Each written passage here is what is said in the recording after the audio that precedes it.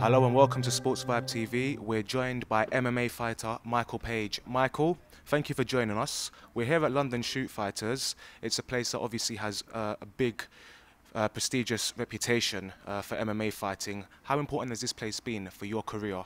Like for my career, it's been the focal point of where I am now, and how successful have been doing so far. To be fair, if I think I always say this: if I was to join any other gym, I think it could have gone very different. Um, because of my style, I think if I could have gone to a gym where they instantly would have said that wouldn't have worked and tried to change me straight away. Um, but I came to this gym, they accepted it for what it was. They saw the strengths in it, and they just basically doctored it so it worked for MMA, and it's worked amazingly. And how many days a week will you be in this place? This is my home. Like I live in this place. This is all the people in here. They're my family. So I'm here every day if I can. I think literally Sundays is probably the only time I have off, and I'm probably still doing some running and stuff anyway. So it's all the time. As a child, what was the turning point in your life that said, well, I want to be an MMA fighter? That's the thing. I've actually never. It wasn't anything that I even considered doing before. I never even used to watch it until I actually started, doing it. It was more a case of in my later years actually being a bit fed up of the kickboxing. There's quite a lot of politics and stuff in it, and the lack of exposure in it as well. I kind of wanted to do something where I can, be shown to the masses, like show my talents off. So again, it's about 5 years ago now that I decided to go into MMA. And again, it was one of those things where I just thought, let me try it and see what would happen. I'm not sure how well I'll do in it, but it was more a case of, let me just see where I could go, if at all. And I'm still here now, so it's going good. At the time when your family and friends found out you were getting into MMA fighting, was there any negative attitudes, maybe a few scares from the family? It was.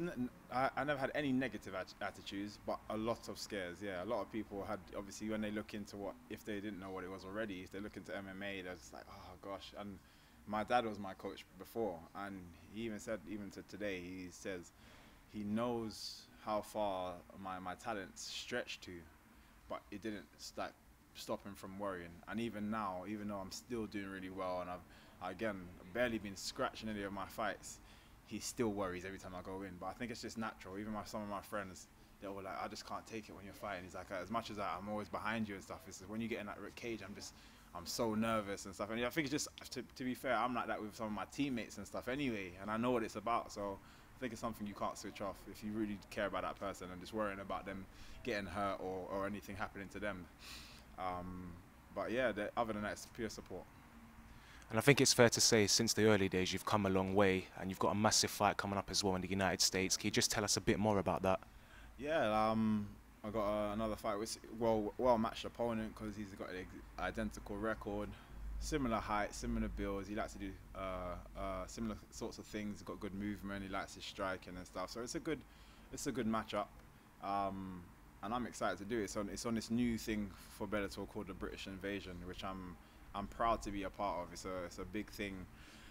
We're trying to lift and show the world the levels of the Brits nowadays.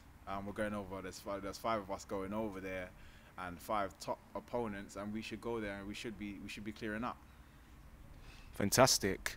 So far, if you could look back on your career and say that opponent has pushed me to the limit, who would you choose? Wouldn't. I don't think I haven't been there yet. I'm excited with whoever it's going to be to take me there, but I haven't been there yet. Like I said, my last fight was the first time I had been taken to taking the distance, should I say. But even then, I don't believe he pushed me. I think he came to survive that fight, which he did. And again, there's a few mistakes that I made, which I should have done to prevent him from even getting so far. But he wasn't pushing me. He was out there to survive. So and when I get a person that comes in and really pushes me for the 3 rounds, you can interview me again and I'll let you know. I'll take you up on that offer. And you're still young, you're still in your 20s. So if you can maybe look in a few years' time and say, that's the MMA fighter I want to get in the cage with the most, is there any who would really stand out? I appreciate so many different people's talents and level. Like anybody that's doing remotely well, I'd like to spar them. You know what I mean? I'd like to see what it feels like. Anybody who's classing themselves as the best, I'd like to spar them.